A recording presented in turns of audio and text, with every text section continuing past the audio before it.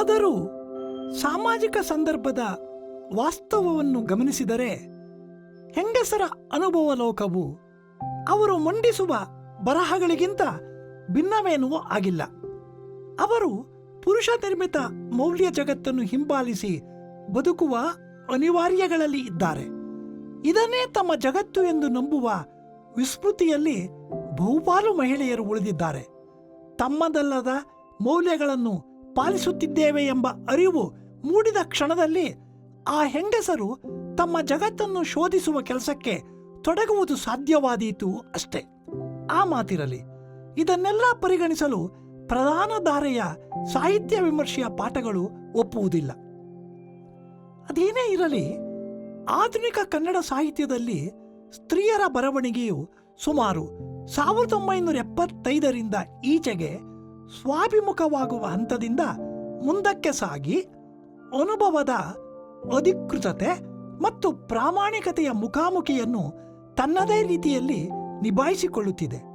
ಈ ಹಿಂದೆ ಹೇಳಿದಂತೆ ಮಹಿಳಾ ಬರಹಗಾರರ ಈ ಮುನ್ನಡೆಗೆ ಚಾರಿತ್ರಿಕ ಮತ್ತು ಸಾಮಾಜಿಕ ಸಂದರ್ಭಗಳು ಒದಗಿಸುತ್ತಿರುವ ಅವಕಾಶಗಳು ನೆರವಾಗಿ ನಿಂತಿವೆ ಎಂಬುದನ್ನು ಗಮನಿಸಬಹುದು.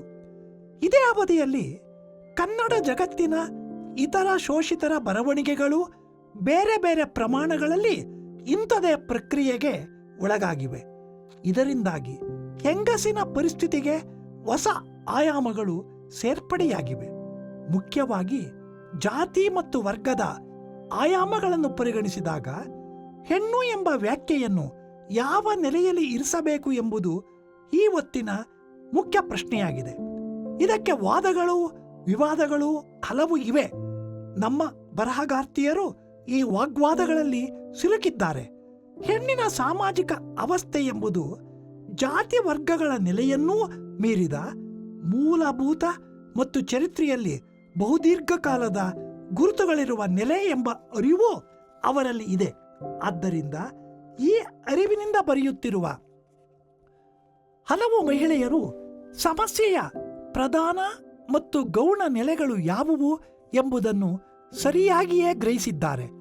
ಅಂತಹವರ ಬರವಣಿಗೆಯು ಹೊಸ ಹೆಂಗಸಿನ ಹುಟ್ಟಿಗೆ ತಹತಹಿಸುವ ಸಮಾಜವೊಂದನ್ನು ಕನಸುತ್ತದೆ.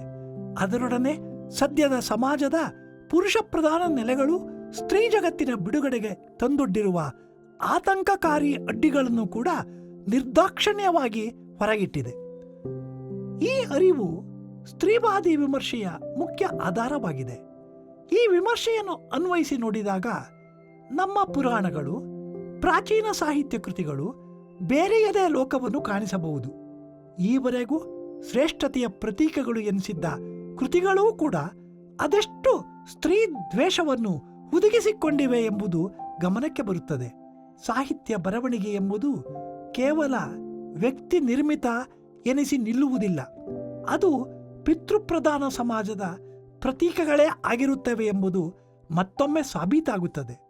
ಪುರುಷರು ಅಥವಾ ಮಹಿಳೆಯರು ಎಂಬ ಭೇದವೇ ಇಲ್ಲದೆ ಎಲ್ಲ ಅಭಿವ್ಯಕ್ತಿಗಳಿಗೂ ಈ ಮಾತು ಅನ್ವಯಿಸುತ್ತದೆ. ಈ ಅಧ್ಯಯನದ ಬೇರೊಂದು ಭಾಗದಲ್ಲಿ ಈ ಕುರಿತ ತಾತ್ವಿಕ ಚರ್ಚೆಗಳು ಇವೆ. ಈ ನಿಟ್ಟಿನಿಂದ ನಮ್ಮ ಪುರಾಣಗಳು ಮತ್ತು ಪ್ರಾಚೀನ ಸಾಹಿತ್ಯ ಕೃತಿಗಳಲ್ಲಿ ಬಂದಿರುವ ಸೀತೆ, ಕುಂತಿ, ದ್ರೌಪದಿ, ಶಕುಂತಳೆ ಹೀಗೆ ಹಲವು ಸ್ತ್ರೀ ಪಾತ್ರಗಳನ್ನು ಪುನಾರಚಿಸಿ ನೋಡುವ ಪ್ರಯತ್ನಗಳನ್ನು ಕನ್ನಡದ ಹಲವು ಬರಹಗಾರರು ಮಾಡಿದ್ದಾರೆ. ಸಾಧಾರಣವಾಗಿ ನಮ್ಮ ಈಗಿನ ಚಿಂತನೆಗಳಿಗೆ ಸರಿಹೊಂದುವ ರೀತಿಯಲ್ಲಿ ಈ ಹೆಣ್ಣು ಪಾತ್ರಗಳನ್ನು ಹೊಂದಿಸಿ ನೋಡುವ ಪ್ರಯತ್ನಗಳು ಇಲ್ಲಿ ಕಾಣುತ್ತವೆ.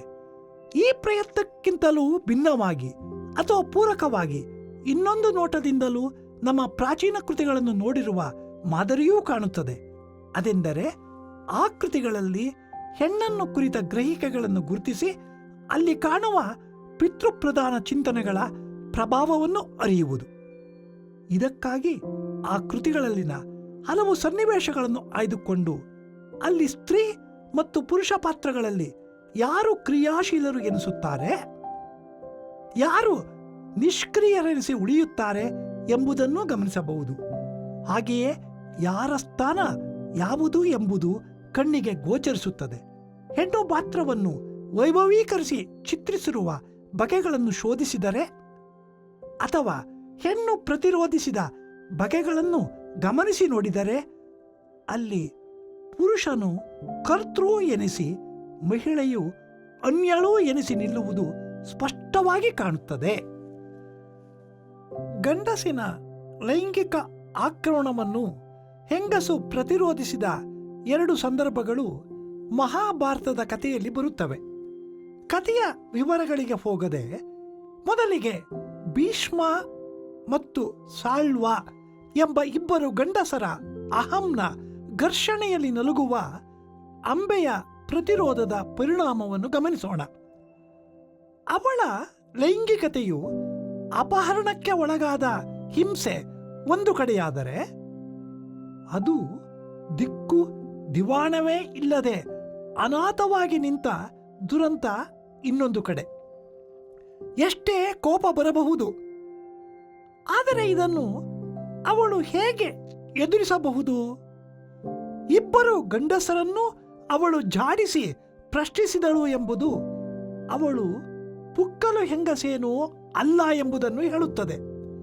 ಈ ಪ್ರತಿರೋಧದಲ್ಲಿ ಅವಳು ಪಡೆದದ್ದು ಏನೂ ಇಲ್ಲ. ತೀವ್ರ ಹತಾಶೆಯಲ್ಲಿ ಅವಳು ತನ್ನ ಲೈಂಗಿಕತೆಯನ್ನು ತಾನೇ ನಿರಾಕರಿಸಿ ಶಿಖಂಡಿಯಾಗುತ್ತಾಳೆ.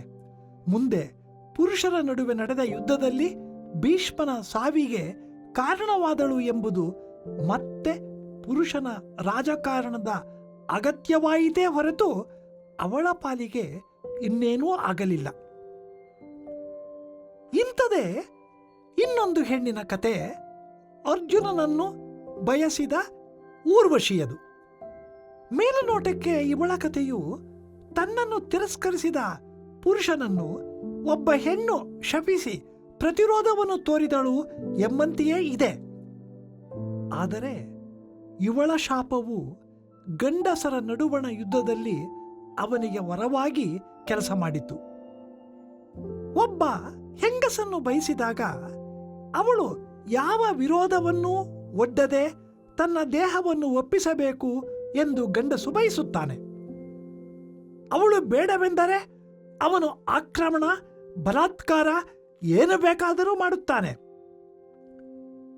ಒಂದು ವೇಳೆ ಹೆಂಗಸೆ ಅಂತಹ ಒಂದು ಬಯಕೆಯನ್ನು ಹೇಳಿದಾಗ ಅವನಿಗೆ ಅದು ಬೇಡವೆನಿಸಿದರೆ ನಿರ್ದಾಕ್ಷಿಣ್ಯವಾಗಿ ತಿರಸ್ಕರಿಸುವ ಅಧಿಕಾರ ಇದ್ದೇ ಇರುತ್ತದೆ.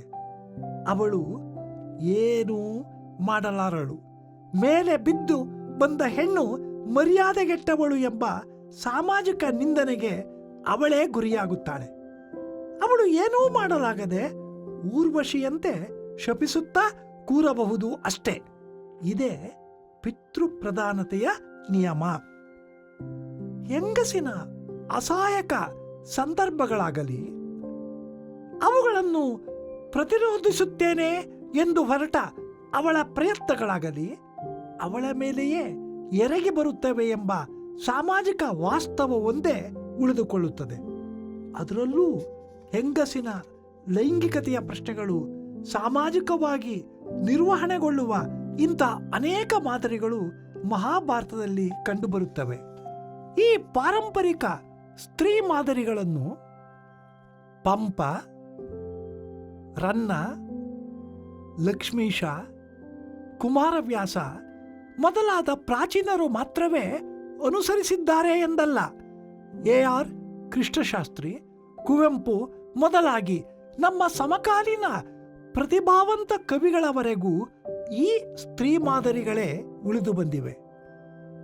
ಇವರೆಲ್ಲರೂ ಮಾನವತಾವಾದವನ್ನು ತೀವ್ರವಾಗಿ ಪ್ರತಿಪಾದಿಸಿದ ಚಿಂತಕರೇ ಎಂಬುದೇನೋ ಹೌದು.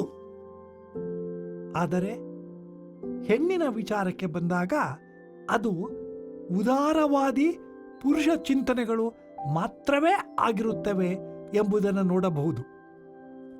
ಇದು ಆ ಕವಿಗಳಲ್ಲಿ ಸ್ತ್ರೀ ದ್ವೇಷವನ್ನು ಹುಡುಕುವ ಮಾತಲ್ಲ. ಬದಲಿಗೆ ಪಿತೃಪ್ರಧಾನತೆಯ ಪ್ರಭಾವವು ಪ್ರತಿಭಾವಂತರನ್ನು ನಿರಂತರವಾಗಿ ಆವರಿಸುತ್ತದೆ ಎಂಬುದನ್ನಷ್ಟೇ ಹೇಳುತ್ತದೆ. ಉದಾರವಾದಿ ಚಿಂತನೆ ಎಂಬುದು ಪಿತೃಪ್ರಧಾನ ಚಿಂತನೆಯ ಭಾಗವೇ ಆಗಿದೆ. ಅಲ್ಲಿ ಅದು ಹೆಂಗಸನ್ನು ಸೌಮ್ಯವಾದ ಪರಿಯಲ್ಲಿ ಪಳಗಿಸುವ ಒಂದು ತಂತ್ರಗಾರಿಕೆಯಾಗಿ ಬಳಕೆಯಾಗುತ್ತದೆ. ಅಧೀನತೆಯನ್ನು ತಾನಾಗಿಯೇ ಒಪ್ಪಿಕೊಳ್ಳುವಂತೆ ಮಾಡುವ ವಿಧಾನ. ಮಾನವತಾವಾದಿ ಚಿಂತನೆ ಎಂಬುದು ಕೂಡ ಹೆಣ್ಣನ್ನು ಒಳಗೊಳ್ಳುವ ಚಿಂತನೆಯೇನಲ್ಲ, ಅವಳನ್ನು ಅನ್ಯಳನ್ನಾಗಿಯೇ ಉಳಿಸುತ್ತದೆ ಮತ್ತು ಉದಾರವಾಗಿ ನಡೆಸಿಕೊಳ್ಳುತ್ತದೆ.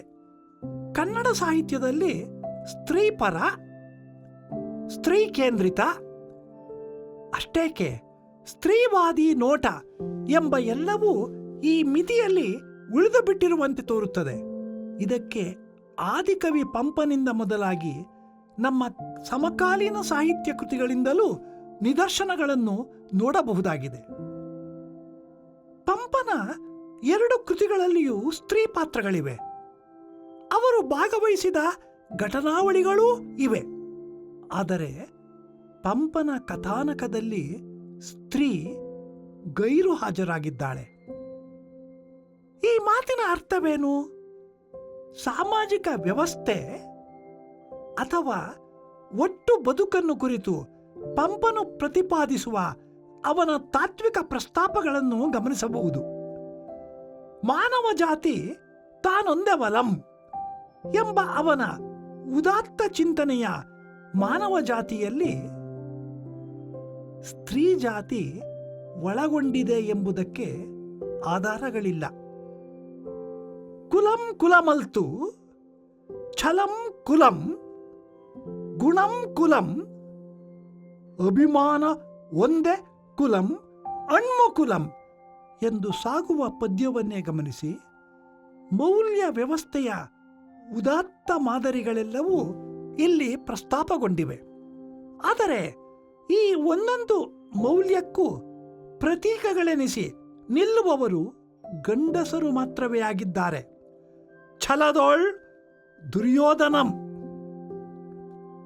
ನನ್ನಿಯೋಳ್ ಇನತನಯಂ, ಗಂಡಿನೊಳ್ ಭೀಮಸೇನಂ ಇತ್ಯಾದಿ ಪುರುಷರಿಂದ ಮಾತ್ರವೇ ಈ ಭಾರತಂ ಲೋಕಪೂಜ್ಯಂ. ಒಬ್ಬಳಾದರೂ ಹೆಣ್ಣು, ಯಾವುದೇ ಒಂದಾದರೂ ಮೌಲ್ಯಕ್ಕೆ ಪ್ರತೀಕವಾಗಿ ನಿಲ್ಲುವುದಿಲ್ಲ. ನಮ್ಮ ಸಾಮಾಜಿಕ ಚಿಂತನೆಯೇ ಪುರುಷ ಕೇಂದ್ರಿತವಾದದ್ದು. ಇದು ಪುರುಷನಿಗಷ್ಟೇ ಸಲ್ಲುವ ಜಗತ್ತು. ಇಲ್ಲಿ ಹೆಣ್ಣು ಇದ್ದಾಳಾದರೆ ಕೇವಲ ಅವನ ಬದುಕಿನ ಹೆಚ್ಚುವರಿ ಸೇರ್ಪಡೆಯಾಗಿ ಮಾತ್ರ ಅಷ್ಟೆ.